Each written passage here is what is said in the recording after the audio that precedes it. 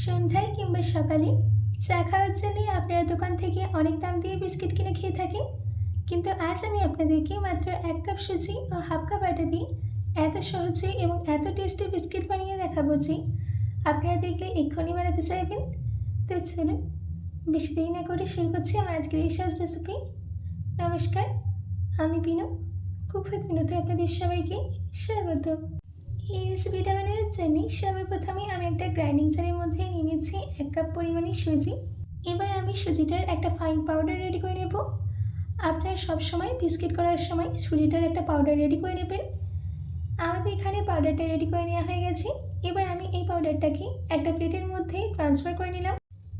এবার আমি এর মধ্যে অ্যাড করে দিচ্ছি হাফ কাপ আটা, দিচ্ছি 1/4 কাপ গুঁড়ো করে রাখা চিনি, ফ্লেভারের জন্য দিচ্ছি 1 চামচ এলাচ গুঁড়ো, 1/4 কাপ গ্রেট করে নেওয়া নারকেল, আর সব শেষে দিয়ে দিচ্ছি 4 চামচ ঘি। আমি ঘিটাকে মেল্ট করে নিয়েছিলাম। এবার এই সব ড্রাই ইনগ্রিডিয়েন্টসগুলোকে ভালো করে মিশিয়ে নিতে হবে।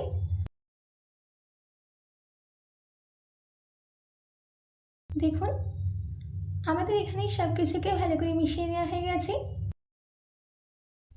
এবার আমি এর মধ্যে অল্প অল্প দুধ দিয়ে মিক্স করে একটা সফট ডো রেডি করে নেব। একসঙ্গে সব দুধ দিয়ে দেবেন না, অল্প অল্প এখানে দুধ দিতে থাকবে।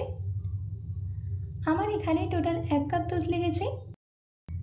দেখুন, আমাদের এখানে একটা সফট ডো রেডি করে নেওয়া হয়ে গেছে। এবার আমি এই ডোটার মধ্যে থেকে ছোট ছোট লেচি কেটে নেব, যেরকম আমরা লুচির জন্য কেটে থাকি সেই রকম। তারপর হাতের তালুর মাঝখানে রেখে ভালো করে গোল করে নিয়ে একটু চ্যাপ্টা করে নিতে হবে। দেখুন, আমাদের এখানে একটা রেডি করে নেওয়া হয়ে গেছে। এইভাবেই আমি আরেকটা রেডি করে দেখাচ্ছি। সেকেন্ডটাও রেডি করে নেওয়া হয়ে গেছে। এই একইভাবে আমি বাকিগুলোকেও রেডি করে নিলাম। এবার আমি এগুলোকে ভেজে নেব। তার জন্যে আমি সবার প্রথমে মিডিয়াম ফ্লেমে তেলটাকে গরম করে নেব।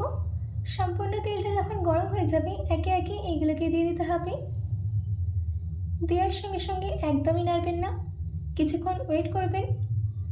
এইগুলোকে ততক্ষণ ভেজে নিতে হবে যতক্ষণ না বিস্কিটগুলোর মধ্যে একটা গোল্ডেন কালার চলে আসে।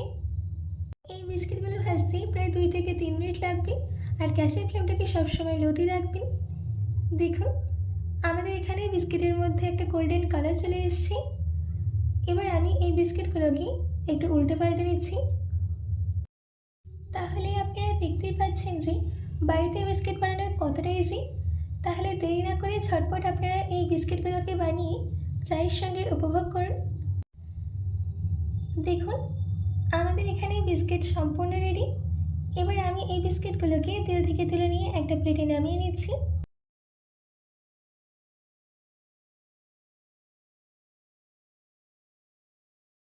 আশা করছি আমার আজকের এই ইজি অ্যান্ড টেস্টি বিস্কিটের রেসিপিটা আপনাদের ভালো লেগেছে।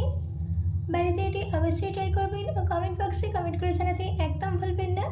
তো আজকের মতো এটুকু, আবার দেখা হচ্ছে না কোনো রেসিপি নিয়ে। ভালো থাকবেন, সুস্থ থাকবেন।